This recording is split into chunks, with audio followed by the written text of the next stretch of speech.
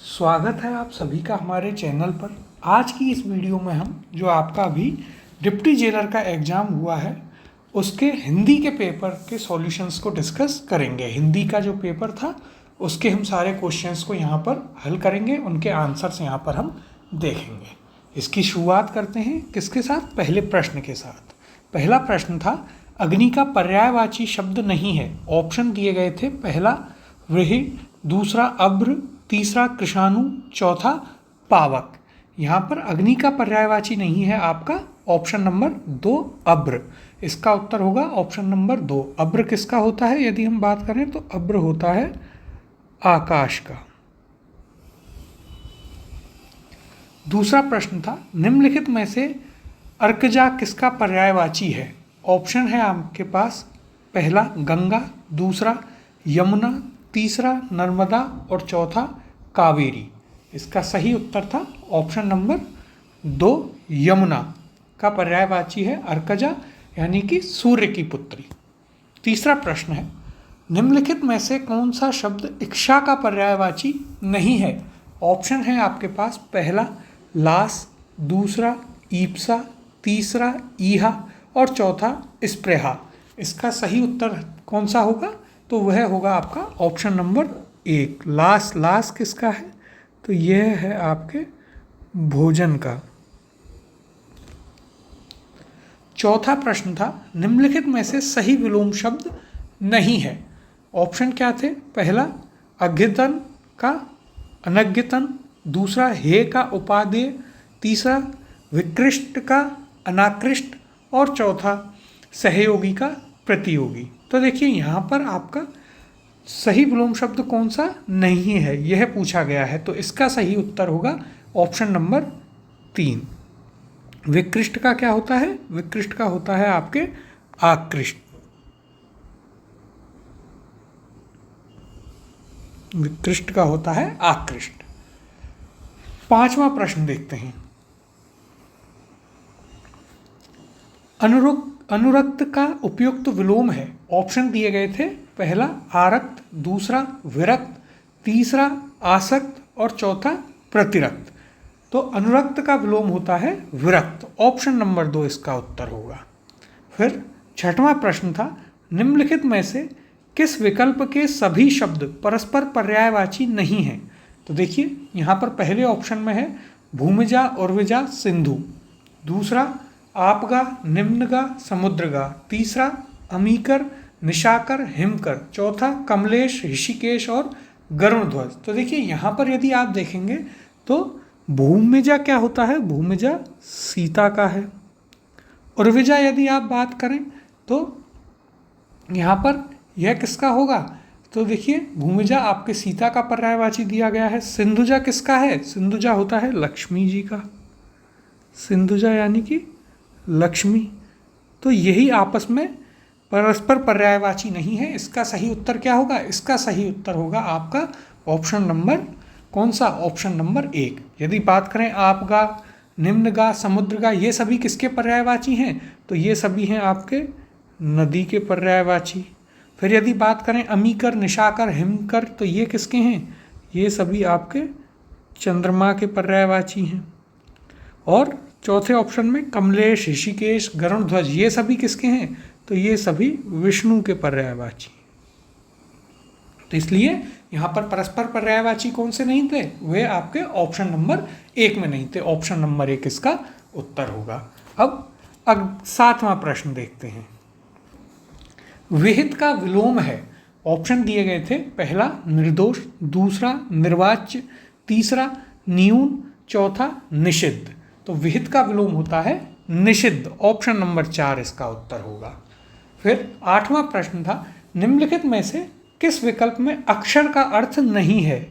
यहाँ पर नहीं है पूछा गया है।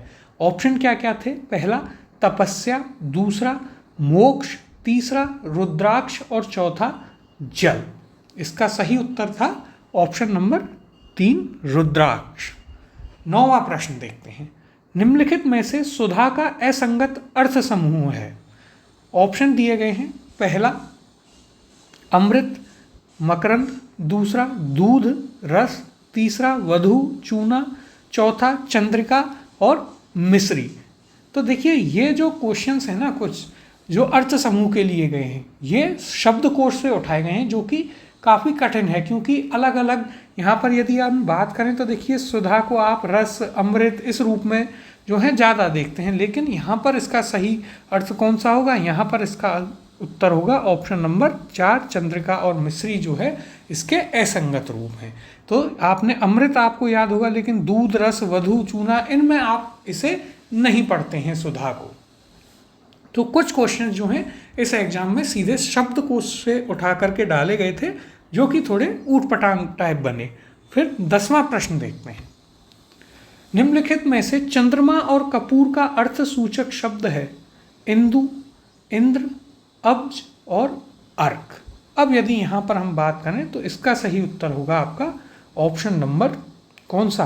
तो देखिए यहाँ पर आपका उत्तर होगा ऑप्शन नंबर, क्या पूछा है आपसे? निम्नलिखित में से चंद्रमा और कपूर का अर्थ सूचक शब्द। तो यहाँ पर इसका सही उत्तर ऑप्शन 2। 11वां प्रश्न देखते हैं। निम्नलिखित में से अनेकार्थी शब्द की दृष्टि से बेमेल विकल्प है। ऑप्शन क्या क्या थे? पहला कल, मशीन, चैन। दूसरा अंबर, आकाश, वस्त्र। तीसरा कलम, लेखनी, आम। चौथा श्रीमुख, बाण और भ्रमर। तो यहाँ पर देखिए, यहाँ पर इसका सही उत्तर क्या होगा? यहाँ पर इसका सही उत्तर होगा ऑप्शन नंबर 3, आम जो है इसका नहीं होगा। फिर 12वां देखते हैं। विलोम की दृष्टि से असंगत विकल्प कौन सा है? ऑप्शन दिए गए हैं। पहला सुकर, दुष्कर। दूसरा ख्यात, प्रख्यात। तीसरा व्यष्टि, समष्टि। चौथा विराट और वामन। तो यहाँ पर कौन सा असंगत है? तो वह है आपका ऑप्शन नंबर 2, ख्यात, प्रख्यात। ये आपका जो है विलोम की दृष्टि से असंगत है। ख्यात प्रख्यात तो एक ही बात हुई, पर्यायवाची हो गया। 13वें प्रश्न की ओर चलते हैं। निम्नलिखित में से किस विकल्प में शब्द युग्म का अर्थ भेद सुमेलित नहीं है? ऑप्शन दिए गए हैं। पहला मत, मर्त, जिसके राय या नशे में चूर। वृत्त और वृंत, मंडल, डंठल। तीसरा प्रेषक, प्रेक्षक, देखने वाला, भेजने वाला। चौथा झक, झक, धुन और मछली। तो देखिए मत का होता है राय, बिल्कुल सही है। मत नशे में चूर, यह भी सही है। वृत्त, मंडल, वृंत का अर्थ डंठल होता है। फिर यदि हम बात करें प्रेषक, तो प्रेषक होता है भेजने वाला और प्रेक्षक देखने वाला। तो देखिए ये दोनों आपस में उलट पुलट यहाँ पर हो गए हैं। तो यहाँ पर सही सुमेलित नहीं है कौन सा? Option number 3। और एक का धुन होता है, इक का मछली होता है। 14वां प्रश्न देखते हैं। निम्नलिखित में से किस शब्द युग्म का अर्थ बेमेल है? ऑप्शन दिए गए हैं। पहला और का तरफ, और का दूसरा, यह सही है। दूसरा अली, कोयल और आली, सखी, यह भी आपका सही है। तीसरा अगम, जहाँ कोई ना जा सके, और आगम, शास्त्र।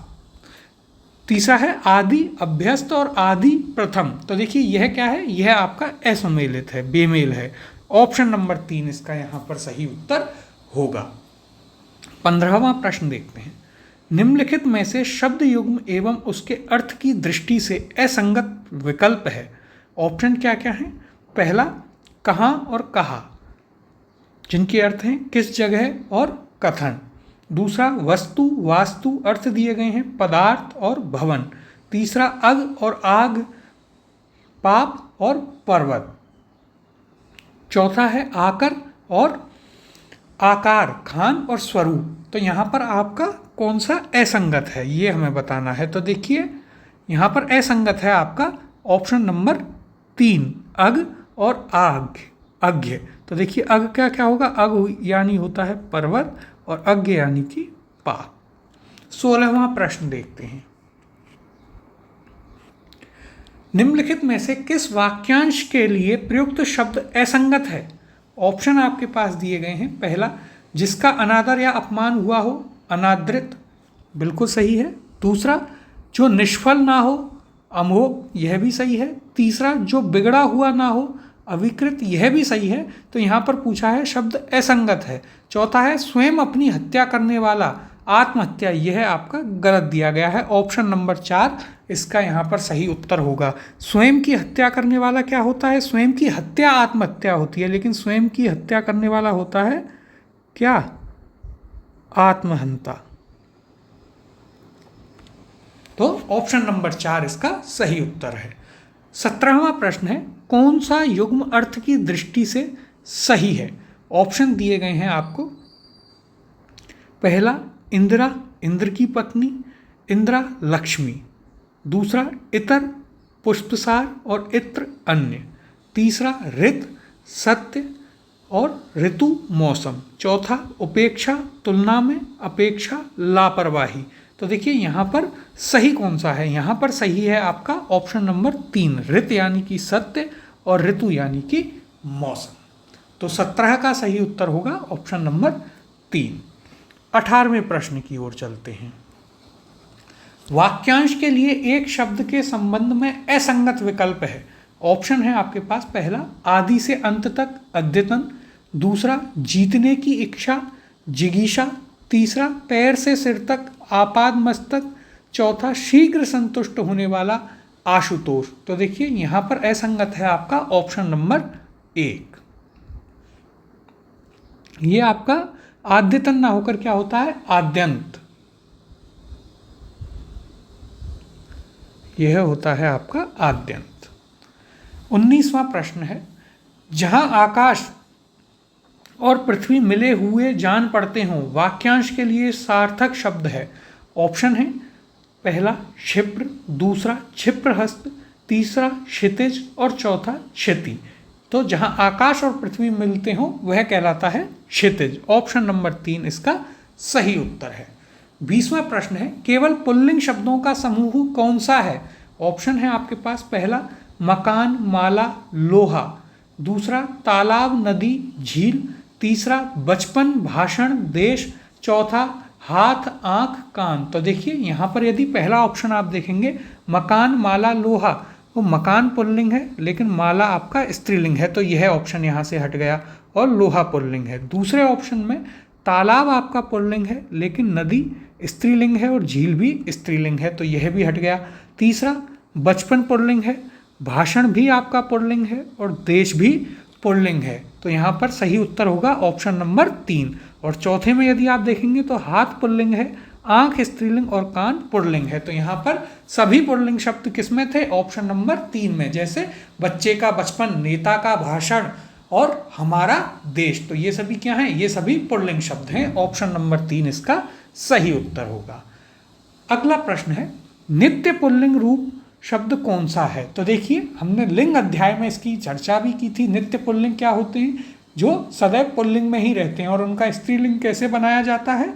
तो उनका स्त्रीलिंग आगे मादा शब्द जोड़कर बनाया जाता है। इसी प्रकार से नित्य स्त्रीलिंग होते हैं जो सदैव स्त्रीलिंग में रहते हैं लेकिन आगे उनके नर जोड़कर उनका पुल्लिंग बनाया जाता है। तो यहाँ पर क्या पूछा है? नित्य पुल्लिंग रूप शब्द कौन सा है? ऑप्शन दिए गए हैं। पहला पक्षी, दूसरा तितली, तीसरा मछली और चौथा संतान। तो देखिए इसका सही उत्तर होगा ऑप्शन नंबर 1 पक्षी। पक्षी सदैव नित्य पुल्लिंग में होता है। यदि आपको इसका स्त्रीलिंग बनाना है तो इसका स्त्रीलिंग कैसे बनता है? इसका स्त्रीलिंग बनता है आपका मादा पक्षी से। तितली आपका क्या है? तितली आपका स्त्रीलिंग है। मछली आपकी स्त्रीलिंग है और संतान यह भी आपका स्त्रीलिंग है। 22वां प्रश्न देखते हैं। किस विकल्प में सभी शब्द स्त्रीलिंग हैं? ऑप्शन देखते हैं। पहला रोटी, रात, पानी। दूसरा आंसू, खेत, प्यास। तीसरा चमक, मोती, समझ। चौथा उदासी, मिठास, पहचान। तो देखिए यहाँ पर हम ऑप्शंस को देखते हैं। पहला ऑप्शन कौन सा है? रोटी, रात, पानी। तो रोटी आपका स्त्रीलिंग है, रात स्त्रीलिंग है लेकिन पानी पुल्लिंग है। दूसरे ऑप्शन में आंसू आपका पुल्लिंग है, यहीं से आपका यह विकल्प हट गया। खेत भी आपका पुल्लिंग है और प्यास स्त्रीलिंग है।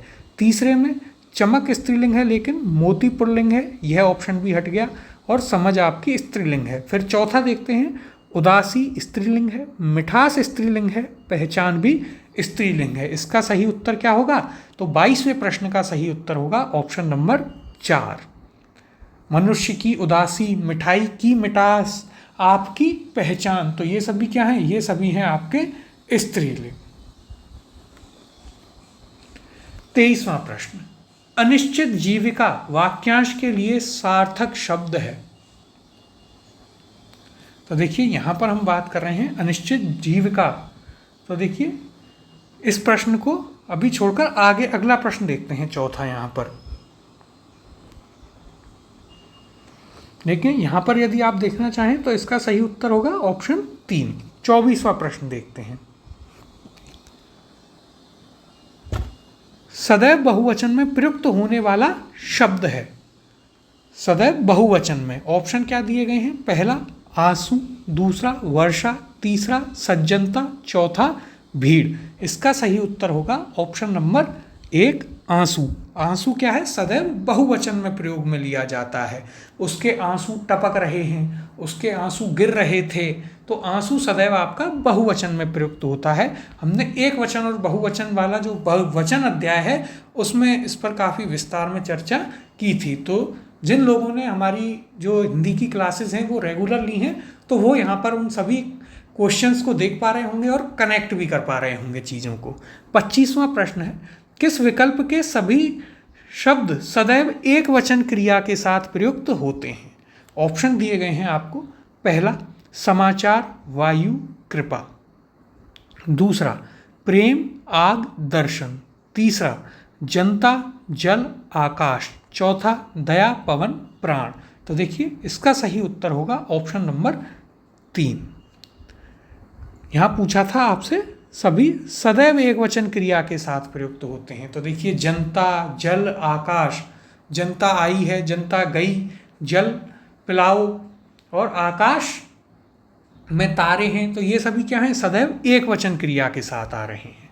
26वां प्रश्न देखते हैं, दूध से दही बनता है, वाक्य में कारक है। ऑप्शन है आपके पास, पहला कर्ता, दूसरा कर्म, तीसरा अधिकरण, चौथा अपादान। तो देखिए यहाँ पर क्या है? कारक चिन्ह से। तो यहाँ पर आप यदि बात करें तो आपको पहले लगेगा कर्म कारक, लेकिन यदि आपने कारक अध्याय की हमारी क्लास ली है तो आपको समझ में आएगा यहाँ पर आपका कौन सा कारक होगा।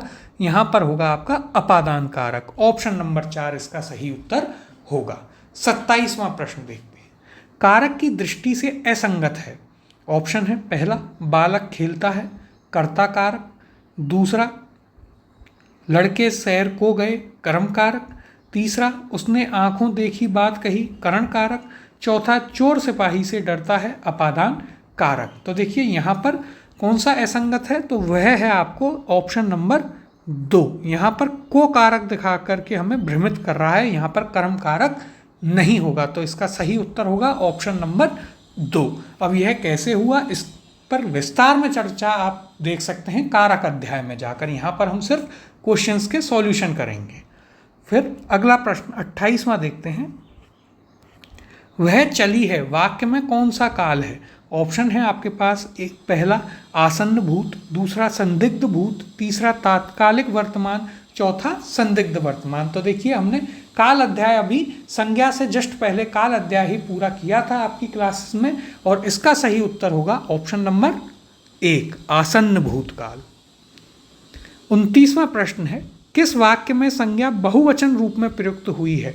ऑप्शन है आपके पास, पहला लड़के पर अत्याचार मत करो, लड़के ने पढ़ाई की, लड़के पढ़ रहे थे, और लड़के से पूछ लो। तो देखिए यहाँ पर संज्ञा बहुवचन रूप में किस वाक्य में प्रयुक्त हो रही है? तो यह प्रयुक्त हो रही है आपके ऑप्शन नंबर 3 में, लड़के पढ़ रहे थे यहाँ पर दिखा रहा है कि यह क्या था? यह आपके बहुवचन थे। अब 30वें प्रश्न की ओर चलते हैं, निम्न में से रचना के आधार पर वाक्य का प्रकार है। ऑप्शन दिए गए हैं, पहला विस्मय बोधक, दूसरा इक्षार्थक बोधक, तीसरा संयुक्त वाक्य, और चौथा प्रश्नवाचक वाक्य। तो देखिए यहाँ पर हमने बात की कि रचना के आधार पर वाक्य के प्रकार। तो देखिए इन पर हम बात कर चुके हैं, वाक्य प्रकारों पर। अर्थ के आधार पर 8 होते हैं और यहाँ पूछा है रचना के आधार पर। तो रचना के आधार पर वाक्य भेद है आपका यहाँ पर संयुक्त वाक्य। ऑप्शन नंबर 3 इसका सही उत्तर होगा। बाकी सभी विस्मयबोधक, इच्छार्थक, प्रश्नवाचक, ये सभी क्या हैं? ये सभी अर्थ के आधार पर वाक्य भेद हैं। तो आप वाक्य भेद वाला जो अध्याय है उसे भी जाकर हमारी क्लासेस में देख सकते हैं। फिर 31वां प्रश्न है, मिश्र वाक्य नहीं है। यहाँ पर बताना है इनमें से कौन सा एक मिश्रित वाक्य नहीं है। पहला ऑप्शन है, जब सवेरा हुआ तब हम लोग बाहर गए। दूसरा, इस मेले का मुख्य उद्देश्य है कि व्यापार की वृद्धि हो। तीसरा, हम चाहते हैं कि लड़के निरोगी रहें और विद्वान हों। चौथा, उन्हें ना नींद आती थी ना भूख प्यास लगती थी। तो यहाँ पर आपका सही उत्तर क्या होगा? Option number 4। यहाँ पर पूछा है मिश्र वाक्य नहीं है, तो वह कौन से में नहीं है? ऑप्शन नंबर 4 में। यह पूरा एक ही वाक्य है, उन्हें ना नींद आती थी ना भूख प्यास लगती थी। 32वां प्रश्न देखते हैं, नौकरी मिल जाती तो मेरा संकट कट जाता। यह वाक्य कौन सा प्रकार है? वाक्य प्रकार बताना है। ऑप्शन है आपके पास, पहला निषेधवाचक वाक्य, दूसरा संकेतवाचक वाक्य, तीसरा विस्मयादिबोधक वाक्य और चौथा संदेहार्थक वाक्य। तो देखिए हमने वाक्य प्रकार में इसकी चर्चा की थी। यहाँ पर क्या आ रहा है? ती, तो, ता। और यहाँ हम वाक्य और काल दोनों ही इससे बता सकते हैं। ती, तो, ता से यह कौन सा होगा? तो यह होगा आपका संकेतवाचक वाक्य। Option number 2। एक क्रिया का दूसरी क्रिया पर होना, क्रिया के होने पर निर्भर कर रहा है, उसकी ओर संकेत कर रहा है, तो यह आपका संकेतवाचक वाक्य। ऑप्शन नंबर 2 इसका सही उत्तर होगा। 33वां प्रश्न था, अर्थ के आधार पर वाक्य का भेद नहीं है। ऑप्शन है आपके पास, पहला विधानार्थक वाक्य, दूसरा निषेधवाचक वाक्य, तीसरा आज्ञार्थक और चौथा साधारण वाक्य। तो अर्थ के आधार पर वाक्य भेद कौन सा नहीं है? वह है आपका ऑप्शन नंबर 4, साधारण वाक्य। यह किसके आधार पर है? तो यह है आपका रचना के आधार पर। 34वां प्रश्न देखते हैं, निम्न में से कौन सा शब्द शुद्ध है? ऑप्शन है, पहला अनाधिकार, दूसरा रचयिता, तीसरा दायित्व और चौथा अंतरात्मा। तो यहाँ पर हमें बताना है कि कौन सा शब्द इनमें से शुद्ध है। तो देखिए इसका सही उत्तर होगा आपका ऑप्शन नंबर 4, अंतरात्मा आपका शुद्ध रूप से लिखा गया है। यदि ऑप्शन में देखें, अनाधिकार नहीं होता, अनधिकार होता है। रचयिता नहीं होता, इसको रचयिता इस प्रकार से लिखा जाता है। और दायित्व में आपका ई के स्थान पर ये आता है, दायित्व। तो यहाँ पर शुद्ध शब्द था आपका अंतरात्मा। अब 35वां प्रश्न देखते हैं, वह चलता होगा वाक्य में क्रिया का काल रूप है। ऑप्शन दिए गए हैं आपको, पहला सामान्य वर्तमान, दूसरा संदिग्ध वर्तमान, तीसरा अपूर्ण वर्तमान और चौथा सामान्य भविष्य। तो यहाँ पर इसका सही उत्तर होगा आपका कौन सा? वह चलता होगा। तो इसका सही उत्तर होगा आपका ऑप्शन नंबर 2, संदिग्ध वर्तमान। इसका उत्तर क्या होगा? संदिग्ध वर्तमान। यह आप काल अध्याय में जाकर इसे अच्छे से देख सकते हैं, इसकी वहाँ पर चर्चा बहुत ही विस्तार में हमने की है। अब 36वें प्रश्न की ओर चलते हैं। इनमें से वर्तनी की दृष्टि से कौन सा शब्द अशुद्ध है? ऑप्शन है आपके पास, पहला दृष्टा, दूसरा सृष्टा, तीसरा अनुगृहित और चौथा संगृहित। तो देखिए यहाँ पर यदि हम बात करें तो पूछा है कि कौन सा यहाँ पर अशुद्ध है, कौन सा शब्द अशुद्ध है। ऑप्शन कौन कौन से हैं? पहला दृष्टा, दूसरा सृष्टा, तीसरा अनुगृहित और चौथा संगृहित। यहाँ पर आपका सही उत्तर होगा ऑप्शन नंबर 3, अनुगृहित। क्यों? और यह बहुत बार आपसे पूछा गया है, PSI वगैरह में भी इसे कैसे लिखते हैं। तो देखिए यह शब्द शुद्धि अध्याय में हम इस पर बात करेंगे। तो यह आपका इस प्रकार से लिखा जाता है, अनुगृहीत।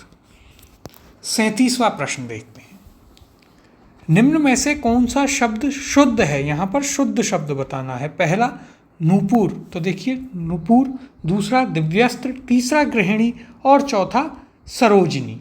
यहाँ पर शुद्ध शब्द है आपका ऑप्शन नंबर 4 सरोजिनी।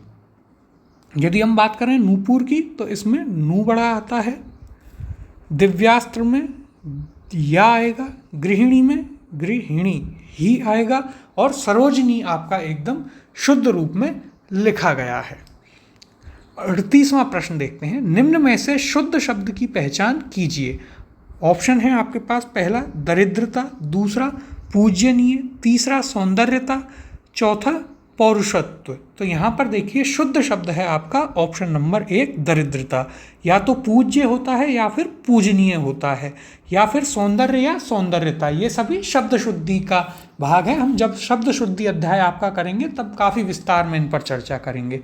और पौरुषत्व ना होकर पुरुषत्व होता है। 39वां प्रश्न, इनमें से वर्तनी की दृष्टि से कौन सा शब्द शुद्ध है? ऑप्शन है आपके पास, पहला अतिशयोक्ति, दूसरा सिंदूर, तीसरा उधम और चौथा अनुदित। तो देखिए यहाँ पर यदि हम बात करें तो शुद्ध शब्द आपका होगा कौन सा? तो शुद्ध शब्द है आपके पास ऑप्शन नंबर 1 अतिशयोक्ति। सिंदूर में दू बड़ा आएगा, अनुदित में दी छोटा आएगा। यहाँ पर देखिए दू बड़ा, अनुदित में ये छोटा और उधम में ऊ। तो यहाँ पर आपका सही उत्तर होगा कौन सा? Option number 1। 40वां प्रश्न, निम्न में से कौन सा शब्द अशुद्ध है? ऑप्शन है यहाँ पर, पहला अंधेरा, दूसरा आंतरिक, तीसरा संवरना, चौथा छटाई। तो इसका सही उत्तर है ऑप्शन नंबर 2 आंतरिक। देखिए आंतरिक जो है वह किस प्रकार से लिखा जाता है? आंतरिक आपका इस प्रकार से यहाँ पर लिखा जाता है। तो यहाँ पर अशुद्ध शब्द कौन सा है? अशुद्ध वह है आपका आंतरिक, ऑप्शन नंबर 2। 41वां प्रश्न, इनमें से वर्तनी की दृष्टि से कौन सा शब्द शुद्ध है? ऑप्शन है आपके पास, पहला पिंजड़ा, दूसरा अमावस्या, तीसरा वैदेही और चौथा निष्कपट। तो देखिए यहाँ पर शुद्ध शब्द आपसे पूछा गया है तो शुद्ध शब्द है ऑप्शन नंबर 4 निष्कपट। पिंजड़ा नहीं होता, पिंजरा होता है। अमावस्या ना होकर के अमावस्या होती है और वैदेही नहीं होकर के वैदेही। निष्कपट, निहे प्लस कपट, निष्कपट। 42वां प्रश्न देखते हैं,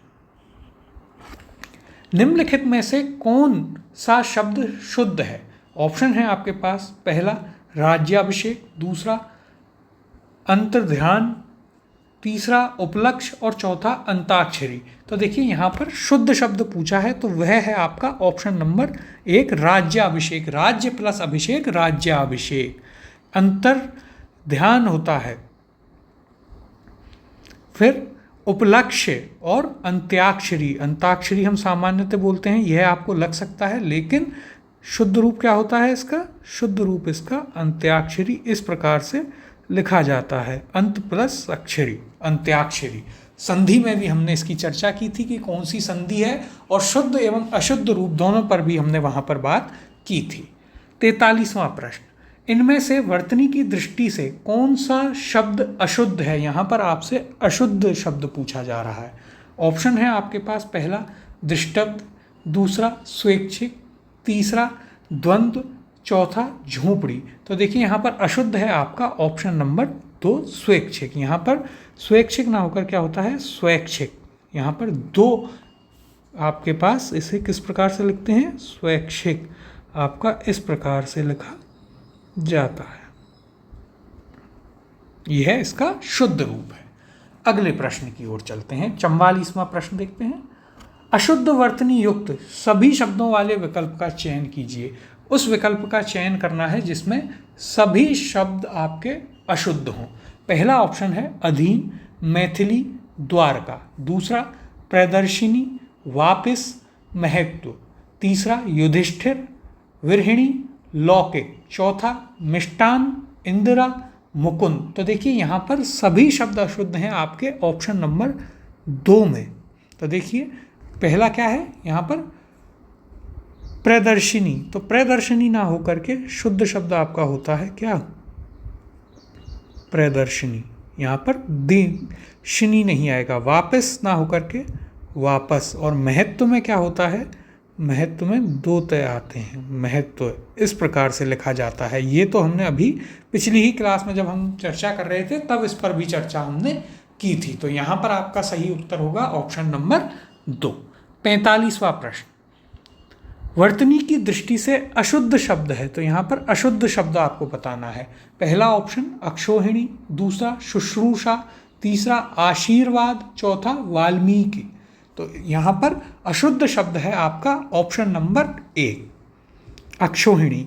यह हमने संधि में भी पढ़ा था और अपवाद था वहाँ पर। ये अक्ष प्लस ओहिणी क्या बनता है, अक्ष प्लस ओहिणी अक्षौहिणी, ना कि अक्षोहिणी। तो यह क्या होगा, यह आपका लिखा जाता है इस प्रकार से अक्षौहिणी।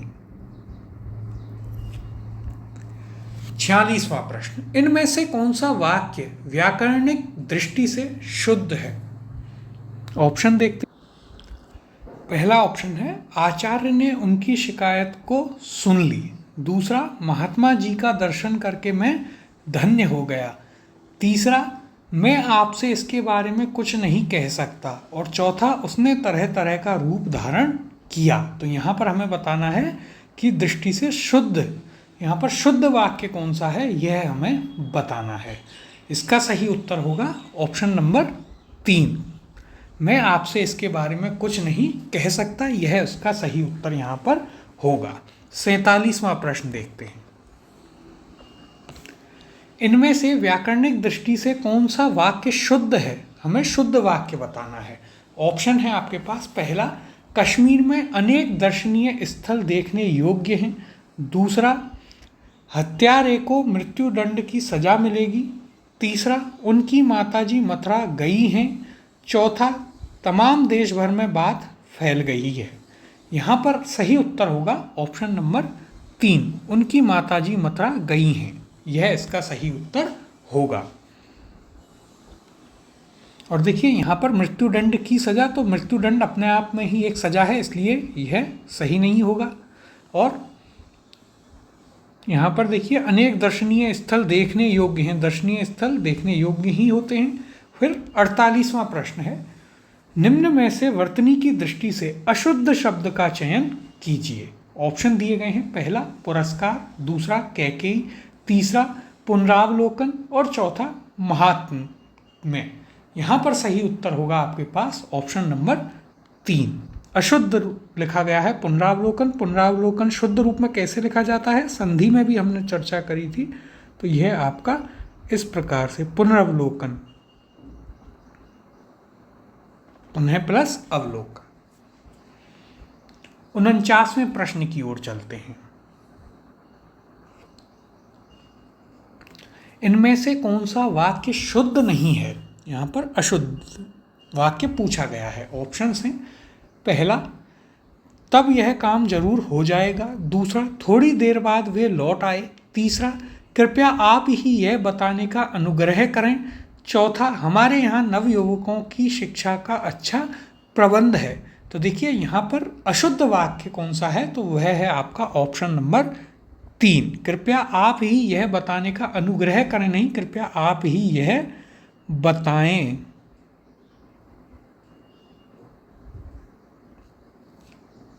50वां प्रश्न, शुद्ध वाक्य है, पहला वह कल दोपहर आ गया है, दूसरा वह इतना तेज दौड़ा कि मैं पकड़ नहीं सकता, तीसरा यदि आप नहीं आएंगे तो मैं वहां नहीं जाता, चौथा यदि आप आ सकें तो बड़ी कृपा होगी। तो देखिए यहाँ पर सही उत्तर है शुद्ध वाक्य आपका ऑप्शन नंबर 4, यदि आप आ सकें तो बड़ी कृपा होगी। ऑप्शंस में यदि देखेंगे तो वह कल दोपहर आ गया है, तो वह कल दोपहर को आ गया है, दूसरा वह इतना तेज दौड़ा कि मैं पकड़ नहीं सका, यदि आप नहीं आएंगे तो मैं वहाँ नहीं जाता, तो मैं वहाँ नहीं जाऊँगा होगा। तो इसलिए यहाँ पर आपका शुद्ध वाक्य कौन सा हुआ? शुद्ध वाक्य हुआ आपका ऑप्शन नंबर 4, यदि आप आ सकें तो बड़ी कृपा हो। 51वां प्रश्न, किस विकल्प में विराम चिन्हों का समुचित प्रयोग हुआ है। तो देखिए, विराम चिन्ह अध्याय हमने 5 क्लास उस पर लगभग हमने की थी, बहुत ही विस्तार से एक एक विराम चिन्ह को समझा था, और जिन लोगों ने वो क्लासें की होंगी उन्हें यह उत्तर बहुत ही आसानी से आ जाएंगे। तो यहाँ पर आपको पहला ऑप्शन दिया गया है, उसने कहा मैं तो चला। दूसरा, खाओ पियो और मौज करो। तीसरा, क्या आपने प्रेमचंद का गोदान पढ़ा है। और चौथा, वह अच्छी तरह समझाने पर भी नहीं मानता। देखिए, यहाँ पर सही प्रयोग विराम चिन्ह का किया गया है ऑप्शन नंबर 3 में। यहाँ पर क्या है, क्या आपने प्रेमचंद का गोदान पढ़ा है। तो हमने बात की थी कि जब किसी भी लेखक की कृति या उस लेखक का उपनाम लिखा जाए तो उसको आप सिंगल इन्वर्टेड कॉमा यानी कि एकल उद्धरण चिन्ह में लिखते हैं। तो यहाँ पर वह आपको ऑप्शन नंबर 3 में देखने को मिलेगा। ऑप्शन नंबर 3 इसका सही उत्तर है। विस्तार में आप इन्हें हमारी जो क्लासेस हैं उन पर जाकर देख सकते हैं, वहाँ पर काफ़ी विस्तार में चर्चा की गई है। यहाँ हम सीधे सीधे उत्तरों पर बात करेंगे। 52वां प्रश्न देखते हैं। एक वाक्य को दूसरे वाक्य से अथवा एक वाक्यांश को दूसरे वाक्यांश से अथवा एक पद समूह से अलग दिखलाने के लिए किस विराम चिन्ह का प्रयोग किया जाता है। तो देखिए, जब विराम चिन्ह अध्याय आपको पढ़ाया था वहाँ पर उनका प्रयोग किन स्थितियों में होता है वह हमने बताया था, अलग अलग स्थितियां भी बताई थी इस, और वहाँ पर कहा भी था कि इन्हें देकर भी आपसे एग्जाम में क्वेश्चन पूछ लेता है, और यहाँ पर पूछ लिया गया है। ऑप्शन क्या है इसके, पहला योजक चिन्ह, दूसरा अर्धविराम, तीसरा प्रश्न चिन्ह और चौथा संबंधिता चिन्ह। तो क्या कह रहा है, एक वाक्य को दूसरे से अथवा एक वाक्यांश को दूसरे वाक्यांश से अथवा एक पद समूह से अलग दिखलाने के लिए किस विराम चिन्ह का, तो वह आपका कौन सा विराम चिन्ह होता है, वह होता है अर्धविराम। ऑप्शन नंबर 2 इसका सही उत्तर है, यानी कि कॉमा। 53वां क्वेश्चन, इनमें से व्याकरणिक दृष्टि से शुद्ध वाक्य की पहचान कीजिए। किसकी, शुद्ध वाक्य की। ऑप्शंस देखते हैं। पहला, देश की वर्तमान मौजूदा हालात ठीक नहीं है। दूसरा, शोक है कि मैं आपके पत्र का उत्तर ना दे सका। तीसरा, यह कार्य आप पर निर्भर करता है। चौथा, लता ने गीत की 2-4 कड़ियाँ गाईं। तो देखिए, यहाँ पर शुद्ध वाक्य आपका कौन सा होगा, तो वह होगा आपका ऑप्शन नंबर 3, यह कार्य आप पर निर्भर करता है। तो देखिए, यहाँ पर वर्तमान मौजूदा दोनों एक ही बात है। शोक है कि मैं आपके पत्र का उत्तर ना दे सका, यह भी गलत है। और लता ने गीत की 2-4 कड़ियाँ, गीत की कड़ियाँ नहीं होती, गीत की लड़ियाँ होती हैं, यह, तो इसका सही उत्तर था ऑप्शन नंबर 3।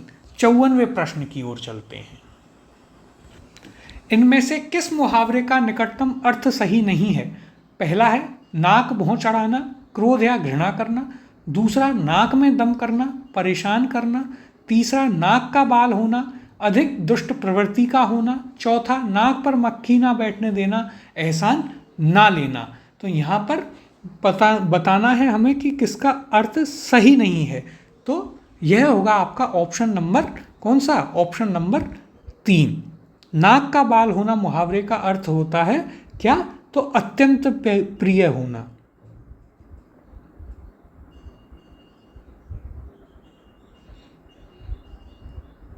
इसका अर्थ होता है अत्यंत प्रिय होना। 55वां प्रश्न, इधर उधर की हाँकना मुहावरे का अभिप्राय है। ऑप्शन है आपके पास, पहला उलट पुलट होना, दूसरा ठीक विषय पर बात ना कर इधर उधर की बात करना, तीसरा चुगली करना, चौथा तितर बितर करना। तो इसका सही उत्तर है ऑप्शन नंबर 2, ठीक विषय पर बात ना कर इधर उधर की बात करना। 56वां प्रश्न, निम्न में से किस मुहावरे का निकटतम अर्थ गलत है। तो हमें गलत अर्थ किस में है मुहावरे का वह बताना है। ऑप्शंस हैं आपके पास, पहला गर्दन उठाना, विरोध करना। दूसरा, खटाई में पड़ना, बीच में कोई झंझट आ जाना। तीसरा, घाट घाट का पानी पीना, अनेक तीर्थ स्थलों की यात्रा करना। और चौथा, गर्दन पर छुरी फेरना, हानि पहुंचाना। तो देखिए, यहाँ पर गलत अर्थ दिया गया है ऑप्शन नंबर 3 में। घाट घाट का पानी पीना का अर्थ होता है अनुभवी होना, अनुभवी होना। 57वां प्रश्न देखते हैं। निम्नलिखित में से किस वाक्य में सही विराम चिन्ह का प्रयोग हुआ है? पहला, ना जाने अब क्या होगा। दूसरा, वह स्कूल नहीं आया क्योंकि वह बीमार पड़ा है। तीसरा, कृपया यह बताने का कष्ट करें कि हम क्या पढ़ें। और चौथा, मानव शरीर दुर्लभ है। तो देखिए यहाँ पर बताना है सही विराम चिन्ह का प्रयोग। इसका सही उत्तर है ऑप्शन नंबर 2, वह स्कूल नहीं आया क्योंकि वह बीमार पड़ा है। अब देखिए यहाँ पर आपको क्या से कंफ्यूज किया गया है, पहले ऑप्शन में क्या दिखा करके क्वेश्चन मार्क, तो यह गलत होगा। सही उत्तर है ऑप्शन नंबर 2। 58वें प्रश्न की ओर चलते हैं। नाम धराई होना मुहावरे का निकटतम अर्थ है। ऑप्शन है आपके पास, पहला नाम बार बार रटना, दूसरा बदनामी होना, तीसरा नामकरण संस्कार होना, चौथा किसी काम के लिए मशहूर होना। तो देखिए यह एक ऐसा प्रश्न है बहुत ही ऊटपटांग कि इसके विभिन्न अर्थ में विभिन्न उत्तर निकल सकते हैं। तो यहाँ पर यदि आप देखें तो उत्तर जहाँ तक है इसका माना जाएगा आरपीएससी के द्वारा भी ऑप्शन नंबर 2 बदनामी होना। नाम धराई होना जो कि एक सामान्यतः बोलचाल में आता है, किसी पुस्तक में यह आपको देखने को नहीं मिलेगा, लेकिन किसी काम के लिए मशहूर होना भी माना जा सकता है, लेकिन ज़्यादा सही उत्तर इसका ऑप्शन नंबर 2 बदनामी होना होगा। 59वां प्रश्न, इनमें से किस मुहावरे का अभिप्रायगत अर्थ त्रुटिपूर्ण है, यानी कि गलत अर्थ किस मुहावरे का दिया गया है? ऑप्शन है आपके पास, पहला जमीन पर पाँव ना पड़ना, अत्यधिक अपमान करना, दूसरा चेहरे पर हवाइयाँ उड़ना, भय से मुंह का रंग फीका पड़ जाना, तीसरा सब्ज बाग दिखाना, व्यर्थ की आशा देना, और चौथा जमीन चूमने लगना, अपनी जमीन से बहुत लगाव रखना। तो यहाँ पर कौन सा गलत है? तो वह गलत है आपका ऑप्शन नंबर 4। 60वां प्रश्न, इनमें से किस लोकोक्ति का अर्थ सही नहीं है, यानी कि गलत किसका है, वह हमें बताना है। पहला ऑप्शन है पर उपदेश कुशल बहुतेरे, दूसरों को उपदेश देने वाले बहुत ही कम लोग होते हैं। दूसरा, नेकी कर दरिया में डाल, उपकार करते समय प्रत्युपकार की इच्छा नहीं रखनी चाहिए। तीसरा, ना नो मत तेल होगा ना राधा नाचेगी, किसी शर्त के बहाने काम ना करना। चौथा, नाच ना जाने आंगन टेढ़ा, अपनी अकुशलता को छिपाने के लिए बहाना बनाना। तो यहाँ पर सही नहीं है आपका ऑप्शन नंबर 1, पर उपदेश कुशल बहुतेरे, दूसरों को उपदेश देने वाले बहुत कम नहीं बहुत ज़्यादा होते हैं। 61वां प्रश्न देखते हैं। आंखें लाल पीली करना मुहावरे का सही निकटतम अर्थ किस विकल्प में है? ऑप्शन है आपके पास, पहला अपना नुकसान स्वयं करना, दूसरा मृत्यु के अधिक निकट होना, तीसरा बहुत अधिक नाराज होना, चौथा अपनी असफलता पर लज्जित होना। इसका सही उत्तर है ऑप्शन नंबर 3, बहुत अधिक नाराज होना, आंखें लाल पीली करना। 62वें प्रश्न की ओर चलते हैं। निम्न में से किस लोकोक्ति का अर्थ सही है? पहली दी गई है भागते भूत की लंगोटी ही सही, यानी कि लंगोट के सहारे ही भूत को पकड़ा जा सकता है। दूसरा ऑप्शन, माया को माया मिले कर कर लंबे हाथ, मोह माया सबको अपने लपेटे में लेकर ही रहती है। तीसरा, लकड़ी के बल बंदरी नाचे, लाठी पर चढ़कर ही बंदरी अपना नाच दिखाती है। और चौथा है यहाँ पर, दान की बचिया के दांत नहीं देखे जाते, मुफ्त में मिली वस्तु की परीक्षा नहीं की जाती है। इसका सही उत्तर है ऑप्शन नंबर 4। 63वां प्रश्न, चोर चोरी से गया तो क्या हेरा फेरी से गया लोकोक्ति का सही अर्थ है? ऑप्शन दिए गए हैं, पहला किसी की प्रकृति में पूर्ण परिवर्तन नहीं हो जाता, उसका कुछ ना कुछ अंश अवश्य रह जाता है। दूसरा, अपराधी हमेशा शंकित रहता है। तीसरा, जब कोई अपना ही आदमी धोखा देता है। या फिर चौथा, चोर में हिम्मत नहीं होती। तो देखिए, चोर चोरी से गया तो क्या हेरा फेरी से गया, इसका सही अर्थ है ऑप्शन नंबर 1 में, किसी की प्रकृति में पूर्ण परिवर्तन नहीं हो जाता, कुछ ना कुछ अंश उसमें रह ही जाते हैं। तो इसका सही उत्तर है ऑप्शन नंबर 1। 64वां प्रश्न देखते हैं। कुएं की मिट्टी कुएं में लगती है लोकोक्ति का निकटतम अर्थ है। तो देखिए ये भी एक डिस्प्यूटेड क्वेश्चन इसमें लगा। पहला ऑप्शन है बुरे काम का बुरा ही परिणाम होता है। दूसरा ऑप्शन है खुशी और गम एक साथ देखने को मिलती है। तीसरा जहाँ से आमदनी होती है वहीं व्यय होना, और चौथा गलती किसी की भी हो सकती है। तो देखिए यहाँ पर पहला और तीसरा दोनों में थोड़ा सा एक कहीं ना कहीं असमंजस की स्थिति रहेगी, लेकिन यदि हम बात करें तो ज़्यादा सही उत्तर यहाँ पर आप ऑप्शन नंबर 1 बुरे काम का बुरा नतीजा ही मान सकते हैं। 65वें प्रश्न की ओर चलते हैं। नानी कुंवारी मर गई नवासे के नौनो ब्याह लोकोक्ति का उपयुक्त अर्थ है। ऑप्शन है आपके पास, पहला प्रसिद्ध बहुत होना पर वास्तव में गुण ना होना, दूसरा गलत जानकारी देना, तीसरा व्यर्थ शेखी बघारना, या फिर चौथा योग्यता से अधिक वस्तु प्राप्त होना। तो इसका सही उत्तर है ऑप्शन नंबर 4, योग्यता से अधिक वस्तु प्राप्त होना। इसके लिए लोकोक्ति होती है नानी कुंवारी मर गई और नवासे के 100 ब्याह। छठवां देखिए, पारिभाषिक शब्दावली का क्वेश्चन है, और पारिभाषिक शब्दावली और शब्द शुद्धि दो चीज़ें इस पेपर में बहुत ही अच्छे लेवल की दी गई हैं, तो इनको आप ध्यान से देखें। पारिभाषिक शब्दावली पर भी हम अपने चैनल पर क्लासेस करेंगे, काफ़ी अच्छे से कवर करेंगे, सारे अल्फ़ाबेट वाइज करेंगे हम, ए से कौन कौन से हैं, बी से ऐसे जेड तक। तो देखिए, काउंटरफिटिंग का हिंदी पारिभाषिक शब्द है, ऑप्शन है आपके पास, पहला कूटकरण, दूसरा कलेवर, तीसरा कूटवाचन और चौथा प्रतिलोम। इसका सही उत्तर है ऑप्शन नंबर 1। काउंटरफिटिंग का पारिभाषिक शब्द होता है कूटकरण। 67वां प्रश्न, निम्न में से कॉम्पनसेशन शब्द का पारिभाषिक शब्द कौन सा नहीं है। ऑप्शन है आपके पास, पहला मुआवजा, दूसरा अनुरूप, तीसरा प्रतिकर, चौथा प्रतिपूर्ति। तो देखिए यहाँ पर कंपनसेशन शब्द का पारिभाषिक शब्द कौन सा नहीं है, तो इसका उत्तर है आपका ऑप्शन नंबर 2, अनुरूप। अनुरूप का तो अनुरूप होता है अकॉर्डिंग का।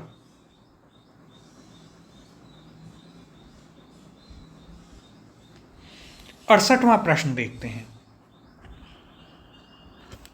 निम्न में से किस लोकोक्ति का भावार्थ सही नहीं है। ऑप्शन दिए गए हैं आपको, पहला आसमान का थूका मुंह पर आ गिरा, बरसात में बड़ी बड़ी बूंदें सीधे मुंह पर आ पड़ी, दूसरा घर का जोगी जोगना आन गांव का सिद्ध, निकटस्थ या परिचित मनुष्य का उतना सम्मान नहीं होता जितना अपरिचित व्यक्ति का होता है, तीसरा कभी नाव पर गाड़ी पर तो कभी गाड़ी पर नाव, समय पर एक दूसरे की सहायता की आवश्यकता पड़ती है, और चौथा ककड़ी के चोर की गर्दन नहीं नापी जाती, साधारण अपराध के लिए कठोर दंड नहीं दिया जाता। तो यहाँ पर सही कौन सा नहीं है, तो वह है आपका ऑप्शन नंबर 1, यह आपका सही भावार्थ नहीं है। अब 69वें प्रश्न की ओर चलते हैं। हिंदी पारिभाषिक रूप की दृष्टि से असंगत विकल्प का चयन कीजिए। ऑप्शन है आपके पास, पहला लिजिटिमेट विन्यास, दूसरा सिविल सूट दीवानी मुकदमा, तीसरा इन्फ्रिंज अतिलंघन करना, और चौथा डिसीजन विनिश्चय। तो यहाँ पर असंगत विकल्प यानी कि कौन सा सही नहीं दिया गया है, तो वह है आपका ऑप्शन नंबर 1, लिजिटिमेट का विन्यास ना होकर के क्या होता है, लिजिटिमेट यानी कि वैध, इसका होता है वैध। 70वां प्रश्न, किस विकल्प में अंग्रेजी हिंदी पारिभाषिक शब्दों का सही मेल है। ऑप्शन दिए गए हैं, पहला डिवीजन बेंच संभाग टेबल, दूसरा बिक्वेस्ट वसीयत, तीसरा कन्फेशन असमंजस, और चौथा फॉरफेट दुरुस्त। तो यहाँ पर सही मेल है आपका ऑप्शन नंबर 2 में, बिक्वेस्ट यानी कि वसीयत। डिवीजन बेंच संभाग तक तो ठीक है, लेकिन संभाग टेबल नहीं हो सकता। 71वां प्रश्न, कॉन्टेजियस का हिंदी पारिभाषिक शब्द है।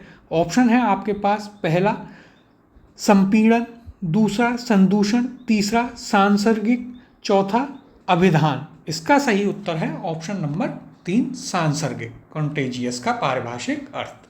72वां प्रश्न, निम्न में से अप्रोच का हिंदी पारिभाषिक नहीं है। अप्रोच सामान्यतः हम पहुंच को कहते हैं। ऑप्शन दिए गए हैं, पहला उपागम, दूसरा उपमार्ग, तीसरा दृष्टिकोण, और चौथा उचित। इसका सही उत्तर होगा ऑप्शन नंबर 4, उचित जो है वह अप्रोच का हिंदी पारिभाषिक नहीं है। 73वां प्रश्न देखते हैं। अंग्रेजी और उसके हिंदी पारिभाषिक शब्द की दृष्टि से असंगत विकल्प है? ऑप्शंस दिए गए हैं। पहला ज्यूरिसडिक्शन न्यायिक क्षेत्र, दूसरा जस्टिसिएबल न्याय, तीसरा जुडिशियस न्याय सम्मत और चौथा जुवेनियल किशोर। तो हमें बताना है असंगत कौन सा है, यानी कि गलत कौन सा है। तो वह है आपका ऑप्शन नंबर 1 ज्यूरिसडिक्शन, यानी कि न्यायिक क्षेत्र ना होकर के अधिकारिता।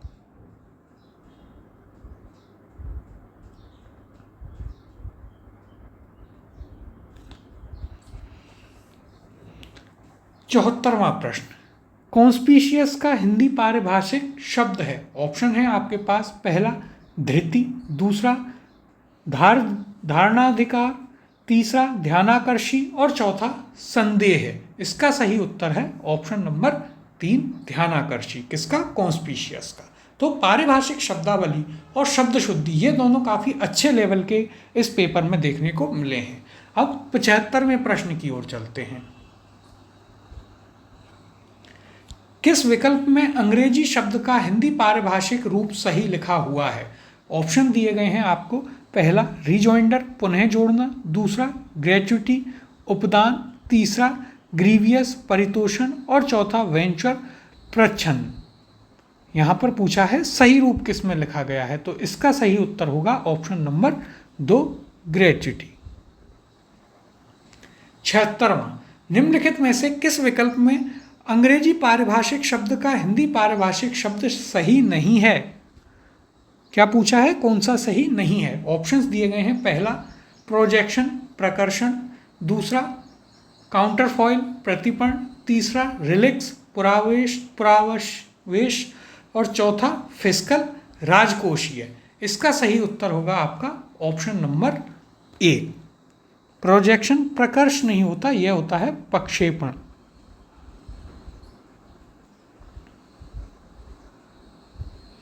इनकी हम जब पारिभाषिक शब्दावली वाला अध्याय करेंगे बहुत अच्छे से इनको समझेंगे और इनके याद करने के तरीके को भी हम देखेंगे कि कैसे याद करना है, कैसे क्या अप्रोच रखनी है इस चैप्टर में। 77वां प्रश्न, निम्नांकित में से अंग्रेजी शब्द का असंगत हिंदी पारिभाषिक शब्द किस विकल्प में है? असंगत बताना है। ऑप्शंस हैं। पहला सोलमनाइज आत्मीकरण, दूसरा ट्रिब्यूनल अधिकरण, तीसरा बार काउंसिल विधिज्ञ परिषद और चौथा वर्सेस बनाम। तो हमें यहाँ पर बताना है असंगत, जो कि है आपका ऑप्शन नंबर 1। तो इसका उत्तर होगा ऑप्शन नंबर 1। 78वां प्रश्न देखते हैं। अंग्रेजी और उसके हिंदी पारिभाषिक शब्द की दृष्टि से कौन सा विकल्प सही है? ऑप्शंस हैं आपके पास। पहला कॉन्ग्रिजेंस संज्ञेय, दूसरा कोहेरेंस संसक्त, तीसरा कोलोक्वियम दुर्भिसंधि और चौथा कोलेट्रल संपार्श्विक। इसका सही उत्तर होगा ऑप्शन नंबर 4 कोलेट्रल यानी कि संपार्श्विक। यहाँ पर सही पूछा था तो वह आपका ऑप्शन नंबर 4 होगा। 79वां प्रश्न, चार्ज का हिंदी पारिभाषिक शब्द नहीं है। ऑप्शन है आपके पास। पहला कार्यभार, दूसरा आरोप, तीसरा आवेश और चौथा प्रभार। तो देखिए यह तो आप सामान्य समझ से भी कर सकते हैं और इसका सही उत्तर होगा ऑप्शन नंबर 3 आवेश। अब 80वें प्रश्न की ओर चलते हैं। रिकॉग्निजेंस के लिए हिंदी पारिभाषिक शब्द होगा। ऑप्शन है आपके पास। पहला प्रत्यावर्तन, दूसरा मुचलका, तीसरा अविरूपित और चौथा संज्ञानात्मक। इसका सही उत्तर है ऑप्शन नंबर 2 मुचलका। अब 81वां प्रश्न, निश्चित समय के अंदर किसी पत्र का उत्तर ना प्राप्त होने की दशा में उत्तर प्राप्त करने के लिए कौन सा पत्र भेजा जाता है? ऑप्शन है इसके।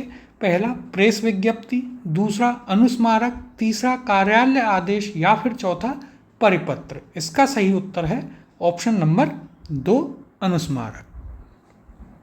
82वां प्रश्न, अधिसूचना के संबंध में कौन सा कथन सही नहीं है? ऑप्शंस दिए गए हैं। पहला इसे राजपत्र में प्रकाशित किया जाता है, दूसरा यह अन्य पुरुष शैली में लिखी जाती है, तीसरा इनका उपयोग सरकारी अधिकारियों की नियुक्ति, स्थानांतरण, पदोन्नति, वेतन वृद्धि, अवकाश, त्यागपत्र अधिनियमों आदि की सूचना देने के लिए किया जाता है, और चौथा यह किसी अधिकारी या व्यक्ति विशेष को संबोधित करके लिखी जाती है।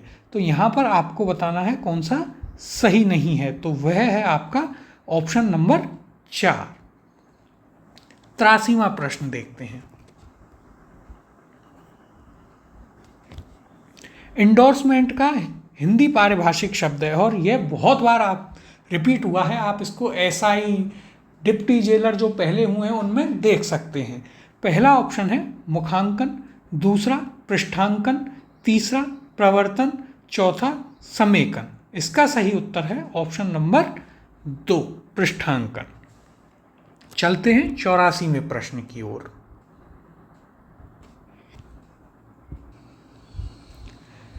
अर्धशासकीय पत्र के संबंध में निम्न में से कौन सा कथन सही नहीं है? ऑप्शंस दिए गए हैं। पहला, इसमें विषय व संदर्भ लिखा जाता है। दूसरा, संबोधन हस्ताक्षरकर्ता अधिकारी स्वयं लिखता है। तीसरा, इसकी भाषा व्यक्तित्व एवं मित्रतापूर्ण होती है। चौथा, इसमें उत्तम पुरुष का प्रयोग किया जाता है। तो हमें बताना है कौन सा कथन यहाँ पर सही नहीं है। इसका सही उत्तर है ऑप्शन नंबर ए, अर्धशासकीय पत्र में विषय और संदर्भ नहीं लिखे जाते हैं। 85वां प्रश्न, निम्न में से कौन से पत्र का कौन सा प्रारूप है जो एक साथ एकाधिक अधीनस्थ कार्यालयों, अधिकारियों, अनुभागों को प्रेषित किया जाता है? ऑप्शन है आपके पास। पहला विज्ञप्ति, दूसरा अर्धशासकीय पत्र, तीसरा अनुस्मारक पत्र और चौथा परिपत्र। इसका सही उत्तर है ऑप्शन नंबर 4, परिपत्र। 86वां प्रश्न, कार्यालय आदेश के संबंध में कौन सा कथन असंगत है? ऑप्शन है आपके पास। पहला, इस प्रारूप के मध्य में कार्यालय आदेश लिखा जाता है। दूसरा, इसमें संबोधन और अधोलेखन का प्रयोग अवश्य होता है। तीसरा, इस प्रारूप के दाईं ओर नीचे की ओर भेजने वाले अधिकारी का नाम कोष्ठक के बीच में लिखा जाता है। और चौथा, इस प्रारूप में विषय और संदर्भ नहीं लिखे जाते। यहाँ पर पूछा है कौन सा कार्यालय आदेश के संगत में असंगत है, तो वह होगा आपका ऑप्शन नंबर 2। इसमें संबोधन और अधोलेखन का प्रयोग अवश्य नहीं होता। 87वां प्रश्न देखते हैं। निम्नलिखित में से निविदा सूचना के संबंध में असंगत विकल्प छांटिए। पहला ऑप्शन है, इच्छुक व समर्थ सभी व्यक्तियों को कार्य करने का अवसर प्राप्त हो, इसलिए उनके सूचनार्थ निविदा सूचना विज्ञप्ति की जाती है। दूसरा, निविदा के विज्ञापन समाचार पत्रों में भी छपवाए जाते हैं। तीसरा, निविदा खोलने की दिनांक व समय निर्धारित नहीं होता।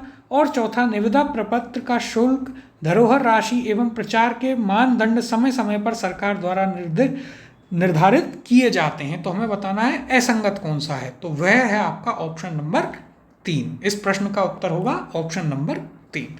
88वें प्रश्न की ओर चलते हैं। तो देखिए यहाँ पर क्या है, 88 से 92 तक के लिए आपको यह अपठित गद्यांश दिया गया था। तो आप इसे आराम से, आपके पास पेपर होगा उससे पढ़ें। हम प्रश्नों के उत्तर देख लेते हैं। तो देखिए सबसे पहले 88वां प्रश्न क्या था, इससे संबंधित, मनुष्य की पहचान और सार्थक संवाद के रास्ते में सबसे बड़ी बाधा किसे बताया गया है? ऑप्शन थे, पहला सामाजिक व्यवस्था, दूसरा अधिनायकवादी व्यवस्था, तीसरा संपूर्ण क्रांति और चौथा राज्य सत्ता। तो इसका सही उत्तर था ऑप्शन नंबर 2, अधिनायकवादी व्यवस्था। 89वां प्रश्न था, अधिनायकवादी व्यवस्था में किस भावना का अभाव रहता है क्योंकि? उत्तरदायित्व की भावना का अभाव रहता है क्योंकि ऑप्शंस थे आपके पास। पहला, इसमें सिद्धांतों, नीतियों और व्यवस्थाओं का संतुलन नहीं होता।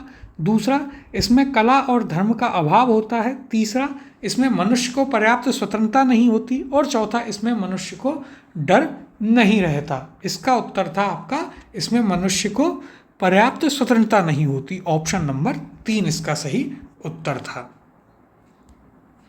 90वां प्रश्न, लेखक के अनुसार मनुष्य, ईश्वर और कलाकार में बराबरी के आधार पर एक दूसरे से साक्षात्कार की संभावना निहित है। ऑप्शन है आपके पास, पहला धर्म में, दूसरा अधिनायकवाद व्यवस्था में, तीसरा लोकतंत्र में और चौथा क्रांति में। तो इसका सही उत्तर होगा ऑप्शन नंबर 3, लोकतंत्र में। 91वां प्रश्न देखते हैं।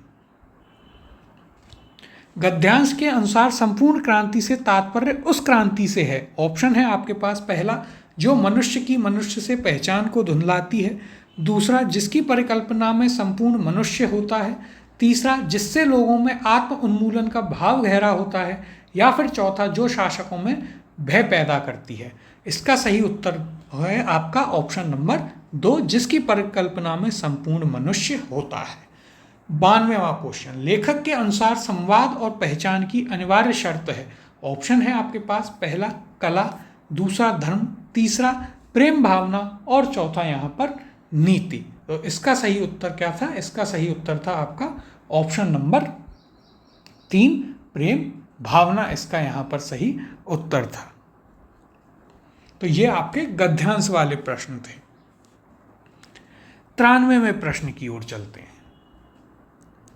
हिंदी शब्दकोश के अनुसार निम्नलिखित में से किस विकल्प में सभी शब्द क्रमानुसार सही रखे गए हैं? ऑप्शन है, पहला ज्ञेय जंत्र ज्योति, दूसरा जंत्र ज्योति ज्ञेय, तीसरा ज्योति ज्ञेय जंत्र और चौथा जंत्र ज्ञेय ज्योति। इसका सही उत्तर है ऑप्शन नंबर 4, जंत्र ज्ञेय और ज्योति।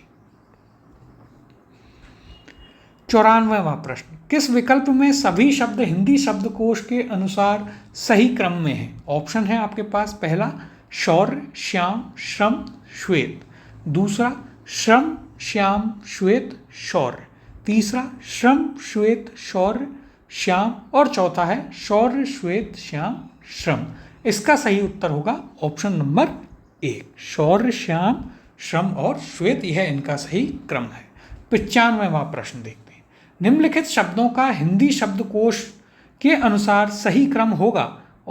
यहाँ पर कौन कौन से दिए गए हैं शब्द? पहला क्वार, दूसरा क्षत्रिय, तीसरा कंगन और चौथा क्षोभ। अब यहाँ पर देखते हैं आपके कौन कौन सा इनका सही क्रम यहाँ पर होगा।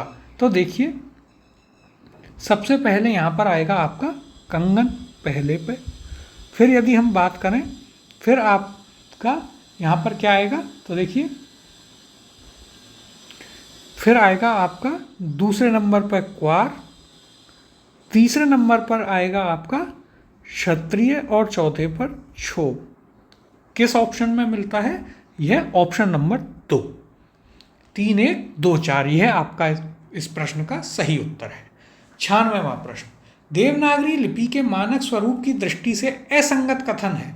पहला ऑप्शन है द्वंद्व समास में पदों के बीच योजक चिन्ह रखा जाता है, दूसरा सा जैसा आदि से पूर्व योजक रखा जाता है, तीसरा सामान्यतः तत्पुरुष समास में योजक लगाने की आवश्यकता नहीं है और चौथा सर्वनाम के साथ 2 विभक्ति चिन्ह हो तो दोनों अनिवार्यतः मिलाकर लिखे जाएं। तो यहाँ पर आपसे किसके बारे में प्रश्न है? प्रश्न है आपका विराम चिन्हों के बारे में और इस पूछा गया है असंगत कथन। तो यहाँ पर असंगत है आपका ऑप्शन नंबर 4। 97वां प्रश्न, मानक देवनागरी लिपि की दृष्टि से निम्नलिखित में से कौन सा संख्यावाचक शब्द अशुद्ध है? ऑप्शन है पहला 44, दूसरा 39, तीसरा 53 और चौथा 79। तो देखिए यहाँ पर आपका जो अशुद्ध है वह है आपका ऑप्शन नंबर 2, 39 ना होकर के यह लिखा जाता है 39। क्या लिखते हैं? इसे लिखते हैं 39। 98वां प्रश्न देखते हैं। देवनागरी लिपि के मानक स्वरूप की दृष्टि से कौन सा शब्द सही नहीं है? अशुद्ध पूछा है। ऑप्शन है आपके पास, पहला कुत्ता, दूसरा संयुक्त, तीसरा कच्चा और चौथा लट्टू। तो देखिए यहाँ पर सही उत्तर है आपके पास ऑप्शन नंबर 3। 99वां प्रश्न, हिंदी शब्दकोश में इनमें से क्रमानुसार सबसे पहले आने वाला शब्द है। ऑप्शन कौन कौन से हैं? पहला नकेल, दूसरा न्याय, तीसरा नक्षत्र और चौथा नग्न। तो इनमें से सबसे पहले कौन सा आएगा? वह है आपका कौन सा? तो देखिए यहाँ पर ऑप्शन नंबर 1, नकेल। 100वें प्रश्न की ओर चलते हैं। कुल आपके 150 प्रश्न इसमें हैं। हिंदी स्वर विषयक असंगत कथन है। ऑप्शन है पहला स्वर घोषवर्ण होते हैं, ये देखिए हमने वर्ण विचार अध्याय से शुरुआत की थी हिंदी की, अब उससे संबंधित प्रश्न हैं और बहुत ही विस्तार में और बहुत ही अच्छे से उस चैप्टर को समझा था। तो जिन लोगों ने वे क्लास ली हैं उन्हें ये प्रश्न अवश्य आ जाएंगे। तो 100वां प्रश्न क्या है? हिंदी स्वर विषयक असंगत है। पहला, स्वर घोष वर्ण होते हैं। दूसरा, ए हर्ष स्वर है। तीसरा, व्याकरण में ए संयुक्त स्वर है, ऐ संयुक्त स्वर है। चौथा, ई ऊ महाप्राण ध्वनि है। तो यहाँ पर बताना है असंगत कौन सा है, तो वह है आपका ऑप्शन नंबर 4। इसका उत्तर है ऑप्शन नंबर 4। हमने बात की थी ई ऊ महाप्राण नहीं होते, ई ऊ होते हैं आपके अल्प प्राण। सभी स्वर क्या होते हैं? अल्प प्राण। इसे अच्छे से समझने के लिए आप हमारे चैनल पर जाकर के जो वीडियो हैं उन्हें देख सकते हैं हिंदी की क्लासेस में। 101वां प्रश्न, इंग वर्ण से परिचय संबंधी कौन सा विकल्प सही है? तो इंग यानी कि पंचमा अक्षर, हमें याद रखना है यहाँ पर डे नहीं, यहाँ पर इंग दिया, के वर्ग का पंचमा अक्षर है ये। ऑप्शन है पहला, उत्क्षिप्त मूर्धन्य सघोष अल्प प्राण। दूसरा, उत्क्षिप्त तालव्य सघोष अल्प प्राण। तीसरा, उत्क्षिप्त मूर्धन्य अघोष अल्प प्राण। और चौथा, उत्क्षिप्त मूर्धन्य सघोष महाप्राण। तो देखिए यदि हम इसकी बात करें तो यहाँ पर इंगे की जगह डे होना चाहिए था। यदि आपका डे होता तब यह प्रश्न आपका सही होता और यहाँ पर उत्तर हो जाता 1। यदि यह चीज़ होती तो यह प्रश्न जहाँ तक है आपका 101वां प्रश्न, यह आपका डिलीट होगा, डिलीट किया जाएगा।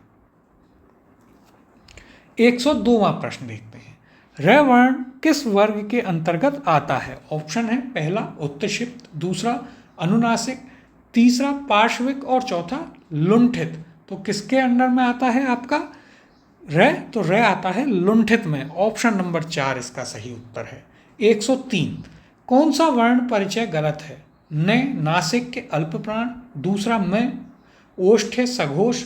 तीसरा, न मूर्धन्य अल्प प्राण। या फिर चौथा, न तालव्य अघोष। इनमें से कौन सा परिचय गलत है? तो वह है आपका ऑप्शन नंबर 4, यह इसका सही उत्तर है। अब क्यों है कि और क्यों इसका उत्तर यह है, इसके लिए आपको हमारे चैनल पर वीडियो देखनी होगी। हिंदी की जो क्लासेस हैं उसमें सबसे पहला टॉपिक ही हमने कौन सा किया? वर्ण विचार किया था।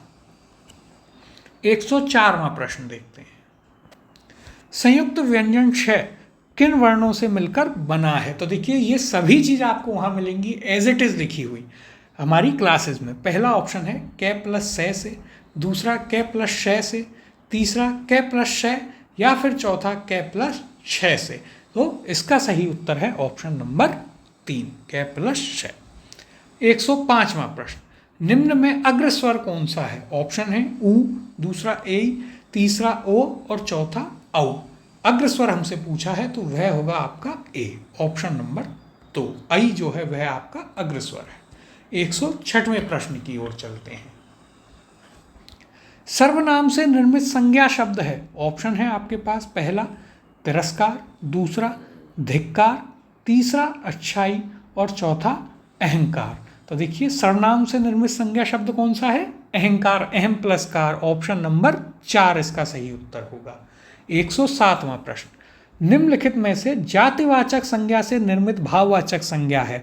तो देखिए संज्ञा अध्याय हमने अभी कुछ दिन पहले ही समाप्त किया है, जिसमें हमने व्यक्तिवाचक से जातिवाचक, जातिवाचक से व्यक्तिवाचक, जातिवाचक से भाववाचक में बदलना, सभी पर काफ़ी विस्तार में चर्चा की है। तो बहुत ही आसान प्रश्न है और यहाँ पर जो हमने उदाहरण लिए थे वही यहाँ पर रिपीट किए गए हैं, तो और भी आसान हो जाएगा आपके लिए जिन्होंने क्लासेस ली हैं। ऑप्शन क्या थे? दासत्व, कठोरता, सजावट और ममत्व। तो यहाँ पर सही उत्तर क्या है? सही उत्तर है आपका ऑप्शन नंबर 1, दासत्व। 108, जोग किस प्रकार का सर्वनाम है? ऑप्शन है आपके पास पहला, पुरुषवाचक सर्वनाम। दूसरा, निश्चयवाचक। तीसरा, संबंधवाचक। या फिर चौथा, अनिश्चयवाचक सर्वनाम। इसका सही उत्तर है ऑप्शन नंबर 3, संबंधवाचक। जो क्या करता है? संबंध बताता है दो चीज़ों के बीच में, तो यह आपका संबंधवाचक सर्वनाम है। 109वां प्रश्न, किस वाक्य में निजवाचक सर्वनाम का प्रयोग नहीं हुआ है? ऑप्शंस हैं आपके पास पहला, मैं अपनी पुस्तक ले जा रहा हूँ। दूसरा, आप कृपया यहाँ बैठ जाइए। तीसरा, आप किसी को भेजिए नहीं, आप आ जाऊंगा। चौथा, मैं अपने देश के लिए सब कुछ न्योछावर करने को तैयार हूं। तो निजवाचक यानी स्वयं के लिए किसमें प्रयोग नहीं है, तो वह है आपका ऑप्शन नंबर 2। इसका उत्तर होगा ऑप्शन नंबर 2। 110, दिए गए विकल्प में कोई सर्वनाम है। ऑप्शन है आपके पास, पहला अनिश्चयवाचक, तीसरा संबंधवाचक, दूसरा संबंधवाचक, तीसरा पुरुषवाचक और चौथा निश्चयवाचक। तो देखिए कोई कौन सा होता है, कोई होता है आपका अनिश्चयवाचक सर्वनाम। यदि आप कॉमन सेंस से भी करेंगे तो यहाँ पर क्या है, अनिश्चितता है। 111वां प्रश्न देखते हैं। व्यक्तिवाचक संज्ञा का जातिवाचक संज्ञा के रूप में प्रयोग किस वाक्य में हुआ है। और देखिए यहाँ पर जो हमने उदाहरण लिए थे क्लास में आपके, वही इसका उत्तर है। तो जिन्होंने क्लास ली होगी उन्हें यह चीज़ रिकॉल हो जाएगी। ऑप्शंस हैं, पहला देश में जयचंदों की कमी नहीं है, दूसरा कभी कभी दूरियां ही अपनेपन का आभास कराती हैं, तीसरा शास्त्री जी भारत के यशस्वी प्रधानमंत्री थे, चौथा पुरी की पवित्रता सर्वविदित है। यहाँ पर आपका सही उत्तर कौन सा है, वह है आपका ऑप्शन नंबर 1। अब यदि आपने क्लास नहीं ली है तो आप इसे क्लास में जाकर के देखिएगा, आपको यह एग्जाम्पल, यह उदाहरण एज इट इज़ आपको हूबहू वहाँ पर लिखा हुआ मिलेगा। यहाँ पर क्या है, यहाँ पर व्यक्तिवाचक संज्ञा, जयचंद क्या है, एक व्यक्ति है। हमने बात की थी व्यक्तिवाचक संज्ञा को आप जातिवाचक संज्ञा में कैसे बदलते हैं, जब वह किसी, उसका कोई गुण विशेषता किसी एक पूरे समूह को दिखाने लग जाए। जयचंद यानी कि देशद्रोही के रूप में प्रयोग किया गया, हमने इसकी चर्चा की थी। और सीधा एज इट इज़ वहाँ से आपको यह प्रश्न देखने को मिला है। 192वें प्रश्न की ओर चलते हैं। किस वाक्य में सार्वनामिक विशेषण नहीं है। ऑप्शन है आपके पास, पहला क्या यह कलम तुम्हारी है, दूसरा उस किताब को यहाँ ले आइए, तीसरा कोई सज्जन आए हुए हैं और चौथा कक्षा में 60 छात्र पढ़ते हैं। तो इसका सही उत्तर है ऑप्शन नंबर 4। 113वां प्रश्न, प्रेरणार्थक क्रिया से युक्त वाक्य कौन सा है। ऑप्शन है आपके पास, पहला रमेश पुस्तक पढ़ रहा है, दूसरा मालिक ने नौकर से दरवाज़ा खुलवाया, तीसरा चिड़िया आकाश में उड़ रही है, या फिर चौथा बच्चे क्रिकेट खेल रहे हैं। तो देखिए इसकी भी हमने चर्चा की थी। प्रेरणार्थक क्रिया कौन सी है, जहाँ पर आदेश या आज्ञा दी जाए, उनका बोध हो। तो यह यहाँ पर उत्तर होगा आपका ऑप्शन नंबर 2, मालिक ने नौकर से दरवाज़ा खुलवाया। 114वां प्रश्न, किस वाक्य में सकर्मक क्रिया रूप है। तो सकर्मक क्रिया का रूप हमें बताना है। सकर्मक क्रिया कौन सी होती है, जिसमें आपको कर्म देखने को मिलता है। और कर्म की पहचान हमने आपको क्लास में बताई थी, क्रिया वाले अध्याय में। जिन्होंने वहाँ क्लास ली है उन्हें बहुत आसानी से यह प्रश्न हो जाएगा। किसका जवाब हम देखते हैं, क्या, किसे और किसको। यदि इनका जवाब आ जाए तो क्रिया सकर्मक है, और यदि एक का जवाब आए तो एक कर्मक, और दो का जवाब आए तो द्विकर्मक। बहुत ही विस्तार में हमने चर्चा की, बहुत सारे उदाहरणों से और बहुत अच्छे से। यदि आपने वह क्लास नहीं ली है तो आप क्रिया अध्याय की क्लास ले लें। तो देखिए ऑप्शंस देखते हैं। पहला, लड़के मैदान में दौड़ रहे हैं, दूसरा कबूतर आकाश में उड़ रहे हैं, बच्चा सो रहा है, और चौथा मैं समाचार पत्र पढ़ रहा हूँ। तो यहाँ पर सही उत्तर है आपका ऑप्शन नंबर 4। किसका उत्तर मिल रहा है, क्या पढ़ रहा हूँ, समाचार पत्र। तो यह ऑप्शन नंबर 4 इसका सही उत्तर होगा। 115वां प्रश्न, किस विकल्प में सभी शब्द रीतिवाचक क्रिया विशेषण हैं। ऑप्शन है आपके पास, पहला फटाफट, दूसरा थोड़ा थोड़ा, तीसरा अचानक, दूसरा अनायास, एक और कदाचित, तीसरा ऑप्शन है केवल, यथेष्ट, अवश्य, और चौथा ऑप्शन है ध्यानपूर्वक, बराबर, कितना। इसका सही उत्तर है ऑप्शन नंबर 1, फटाफट, थोड़ा, अचानक, ये सभी रीतिवाचक क्रिया विशेषण हैं। 116वां प्रश्न देखते हैं। लगातार, सदा, तुरंत शब्द कौन से क्रिया विशेषण के उदाहरण हैं। ऑप्शन है आपके पास, पहला कालवाचक, दूसरा स्थानवाचक, तीसरा परिणामवाचक, और चौथा रीतिवाचक। तो ये सभी आपके कालवाचक के उदाहरण हैं। ऑप्शन नंबर 1 इसका सही उत्तर है। 117वां प्रश्न, किस विकल्प के सभी शब्द गुणवाचक विशेषण हैं।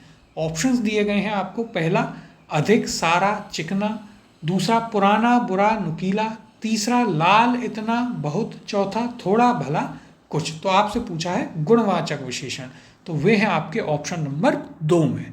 ऑप्शन नंबर 2 इसका सही उत्तर है। 118वें प्रश्न की ओर चलते हैं।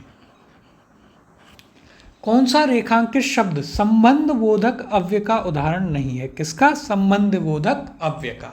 ऑप्शंस हैं, पहला घर के पीछे पेड़ है, दूसरा बच्चों के बिना घर सूना सूना लगता है, तीसरा मुरली से पहले नवीन को बुलाओ, और चौथा वहाँ भी अनेक क्रूर तथा भयानक उपचार किए जाते थे। इसका सही उत्तर है ऑप्शन नंबर 4। 119 धन के लिए परिश्रम करना पड़ता है, वाक्य में के लिए व्याकरणिक कोटि है, तो हमें बताना है के लिए क्या है। ऑप्शन है आपके पास, पहला क्रिया विशेषण है, दूसरा समुच्चय बोधक अव्यय है, तीसरा विस्मय बोधक अव्यय है, और चौथा संबंध बोधक अव्यय है। तो देखिए के लिए क्या है, का की के जहाँ भी होता है वहाँ संबंध दिखाता है, तो यह आपका संबंध बोधक अव्यय है। ऑप्शन नंबर 4 इसका सही उत्तर है। 120 निम्नलिखित में से किस विकल्प के सभी शब्द संबंध बोधक अव्यय के उदाहरण नहीं हैं? ऑप्शन है आपके पास, पहला निकट प्रति द्वारा, दूसरा तो भी तथा यद्यपि, तीसरा विपरीत पर्यंत अधीन, चौथा अपेक्षा अनुरूप रहित। यहाँ पर सही उत्तर है ऑप्शन नंबर 2, तो भी तथा यद्यपि, ये आपके संबंध बोधक अव्यय के उदाहरण नहीं है। 121वां प्रश्न, छात्र पूरे वर्ष बीमार था, फलतः उत्तीर्ण नहीं हो सका, वाक्य में प्रयुक्त अव्यय का प्रकार है। ऑप्शन है आपके पास, पहला विस्मयादि बोधक, दूसरा संबंध बोधक, तीसरा क्रिया विशेषण, और चौथा समुच्चय बोधक। इसका सही उत्तर है ऑप्शन नंबर 4 समुच्चय बोधक। 122वां प्रश्न देखते हैं। समुच्चय बोधक अव्यय युक्त वाक्य है, हमें बताना है किसमें समुच्चय बोधक अव्यय है। ऑप्शंस हैं, पहला हवा चली और पानी बरसा, दूसरा धन के बिना किसी का काम नहीं चलता, तीसरा नौकर गांव तक गया, और चौथा राम बहुत धीरे चलता है। तो इसका सही उत्तर है ऑप्शन नंबर कौन सा? ऑप्शन नंबर 1 यहाँ पर आपके पास सही उत्तर होगा। 123 परिणामवाचक क्रिया विशेषण का उदाहरण है। ऑप्शन है आपके पास, पहला परस्पर, परे, यथासंभव या निपट। तो इसका सही उत्तर है ऑप्शन नंबर 4 निपट। यह आपके परिणामवाचक क्रिया विशेषण का उदाहरण है। अब 124वें प्रश्न की ओर चलते हैं। विस्मयादि बोधक अव्ययों के विषय में कौन सा विवरण गलत है? ऑप्शन है आपके पास, पहला इनसे प्रशंसा, प्रसन्नता, शोक, घृणा आदि मनोभाव सूचित होते हैं, दूसरा ये वाक्य के अभिन्न अंग होते हैं, तीसरा ये वाक्य के प्रारंभ में आते हैं, चौथा इनके आगे विस्मयादि बोधक चिन्ह लगाया जाता है। तो देखिए यहाँ पर पूछा है कौन सा विवरण गलत है, और यह हमने आपको नोट में, महत्वपूर्ण नोट में लिखवाया था, और इसका सही उत्तर है ऑप्शन नंबर 2, ये वाक्य के अभिन्न अंग नहीं होते हैं। 125वां प्रश्न, किस शब्द समूह में सभी शब्द तत्सम हैं? अब देखिए तत्सम तद्भव आए तो तत्सम पूछे हैं।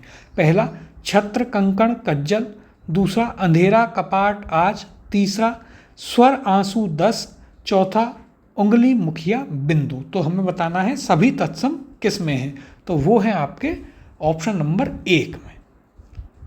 126 किस विकल्प में सभी शब्द तत्सम हैं? ऑप्शन है, पहला तीक्ष्ण, इट, जहां, शकल, दूसरा तीता, त्वरित, युवान, चांद, तीसरा ऑप्शन है यम, चौक, शकट, घृत, और चौथा ऑप्शन है छिद्र, जटा, यूथ, ज्वलन। इसका सही उत्तर है ऑप्शन नंबर 4। 127 निम्नलिखित में से कौन सा शब्द तत्सम नहीं है? ऑप्शन है आपके पास, पहला शिला, दूसरा शून्य, तीसरा सत्सई, और चौथा साधु। तो इसका सही उत्तर है ऑप्शन नंबर 3 सत्सई। 128वां प्रश्न देखते हैं। निम्नांकित में से सारे तत्सम शब्दों वाला समूह है। ऑप्शन है आपके पास, पहला दर्शन, अक्षर, राजा, स्वामी, दूसरा प्रस्तर, नयन, बंदर, बाघ, तीसरा ऑप्शन है दांत, गुसाई, कर्ण, गुण, और चौथा ऑप्शन है अश्रु, आलस्य, सूत, पंख। और हमें बताना है सारे तत्सम शब्द कौन से ऑप्शन में हैं। इसका सही उत्तर है ऑप्शन नंबर एक। 129 तिरस्कारवाची विस्मयादिबोधक के अंतर्गत कौन सा शब्द आता है? हमें बताना है कौन सा ऐसा शब्द है जिससे तिरस्कार दिखाई दे। ऑप्शन है पहला आहा, दूसरा अहो, तीसरा चुप और चौथा ऊह। तो इसका सही उत्तर है ऑप्शन नंबर 3 चुप। 130वें प्रश्न की ओर चलते हैं। गोधूम का तद्भव है। ऑप्शन है आपके पास पहला गाय, दूसरा गेहूं, तीसरा धुआं और चौथा धूम। इसका सही उत्तर है ऑप्शन नंबर 2। गोधूम का तद्भव होता है गेहूं और गाय का तो तत्सम होता है गो या गौ। 131वां प्रश्न। निम्नांकित में से सारे तद्भव शब्दों वाला समूह है जिसमें सारे क्या हैं? तद्भव। ऑप्शंस देखते हैं। पहला आश्चर्य, आंख, आम, ऊंचा। दूसरा ऑप्शन है पंथ, वधु, लाज, पत्र। तीसरा है जेठ, चाक, सांवला, ससुर। चौथा है मयूर, निद्रा, नव, दही। हमें बताना है किसमें सारे आपके तद्भव हैं, तो वह है आपका ऑप्शन नंबर 3 जेठ, चाक, सांवला, ससुर। ये सभी क्या हैं? तद्भव शब्द हैं। 132 किस विकल्प में तद्भव शब्द है? तद्भव पूछा गया है। ऑप्शन है पहला क्षेत्र, दूसरा कौड़ी, तीसरा ग्राहक और चौथा कटक। इसका सही उत्तर है ऑप्शन नंबर 2 कौड़ी। 133 निम्नांकित शब्दों में विदेशी शब्द है। ऑप्शन है पहला भ्राता, दूसरा गमला, तीसरा उल्का और चौथा नाच। इसका सही उत्तर है ऑप्शन नंबर 2 गमला। 134 केवल विदेशी शब्दों का समूह यानी कि जिसमें सिर्फ और सिर्फ विदेशी शब्द हैं वह कौन सा ऑप्शन है? पहला है इमारत, मलाई, सूखा। दूसरा सरकार, नमक, देहात। तीसरा मेहमान, सितार, काठ और चौथा आदमी, अदालत, पीठ। इसका सही उत्तर है ऑप्शन नंबर 2 सरकार, नमक, देहात। ये सभी किस भाषा के शब्द हैं? ये सभी आपके फारसी भाषा के शब्द हैं। 135वां प्रश्न देखते हैं। निम्नलिखित में से संधि की दृष्टि से त्रुटिपूर्ण विकल्प है। ऑप्शन है पहला भानु प्लस उदय, भानुदय। दूसरा सु प्लस सुप्ति, सुषुप्ति।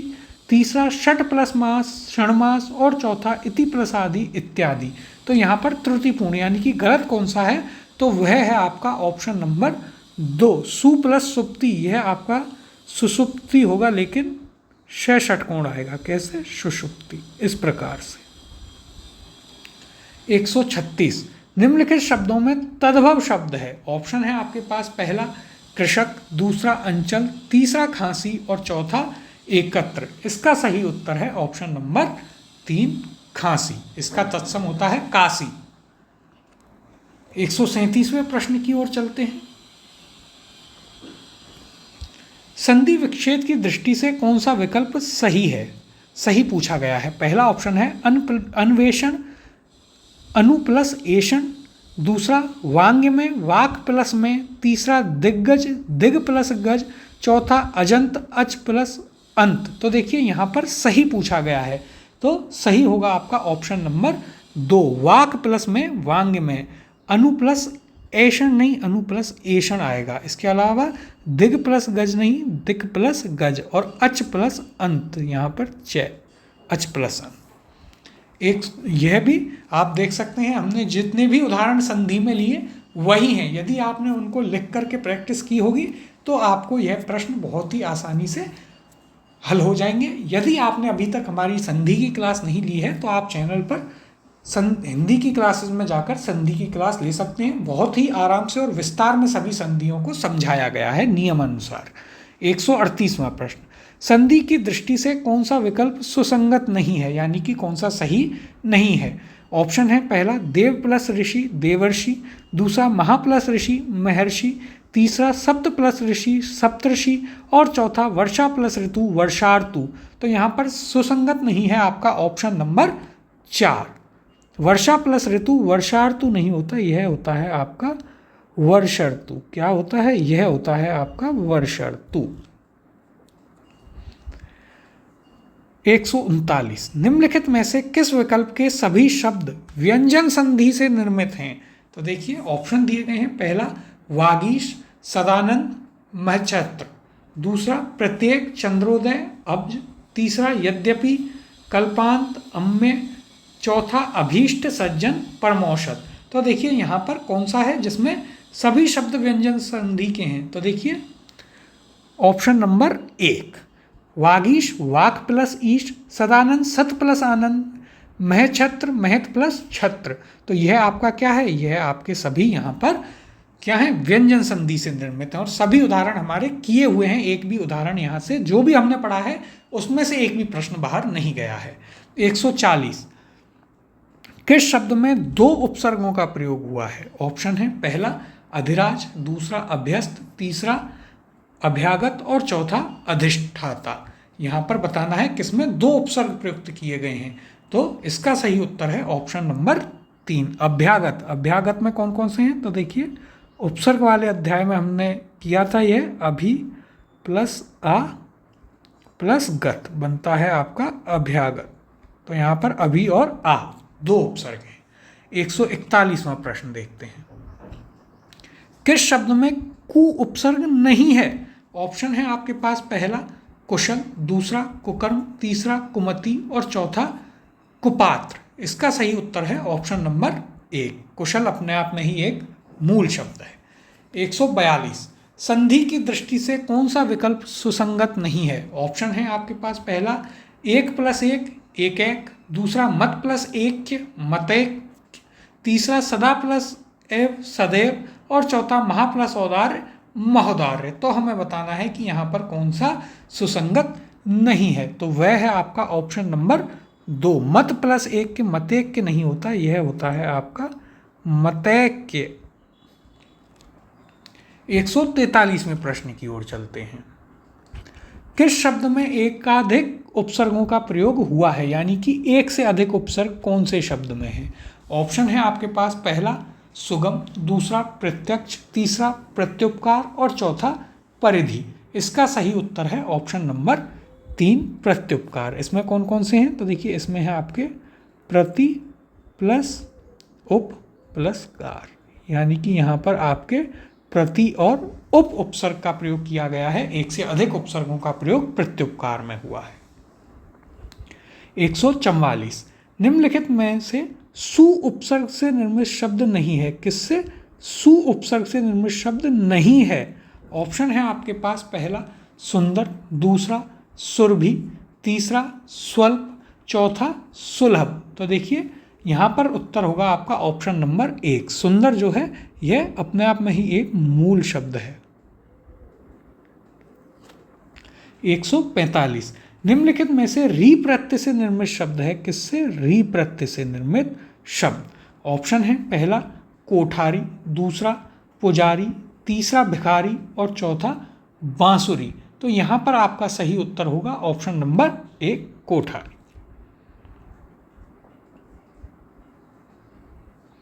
146वां प्रश्न, निम्नलिखित में से शब्द और उपसर्ग में प्रयुक्त प्रत्यय की दृष्टि से असंगत विकल्प है? ऑप्शंस दिए गए हैं आपको यहाँ पर कौन कौन से, तो देखिए पहला ऑप्शन दिया गया है शिक्षक में अक प्रत्यय, सौर में अप्रत्यय।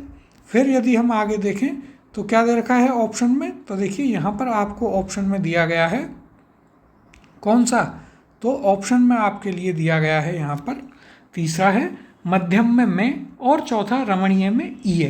तो पूछा है आपसे किसमें प्रयुक्त प्रत्यय की दृष्टि से असंगत विकल्प है, तो यहाँ पर आपका उत्तर होगा ऑप्शन नंबर 4, रमणीय में ई प्रत्यय ना हो, ईय प्रत्यय ना होकर के अनीय प्रत्यय होता है। कैसे, रम प्लस अनीय किससे बनता है, यह बनता है रम प्लस अनीय से, कौन सा, रमणीय। तो यह हमें यहाँ पर याद रखना है।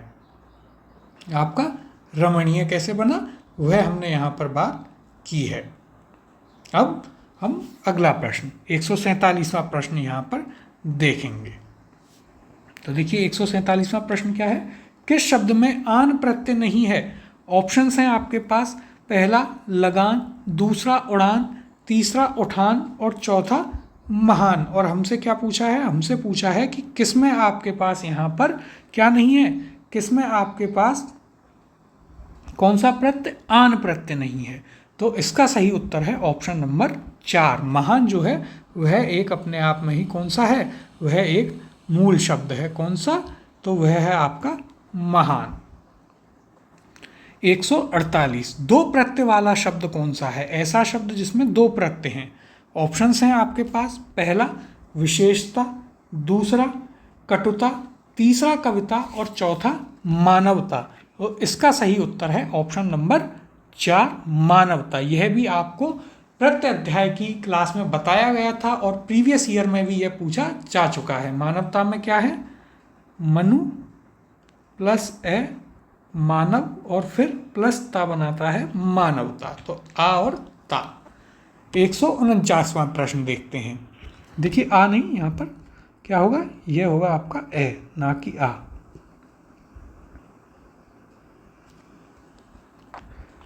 149वां प्रश्न, निम्नलिखित में से किस शब्द में ते प्रत्यय का प्रयोग नहीं हुआ है। ऑप्शन है आपके पास, पहला पाश्चात्य, दूसरा पांडित्य, तीसरा नित्य और चौथा अमात्य। इसका सही उत्तर है ऑप्शन नंबर 4 अमात्य।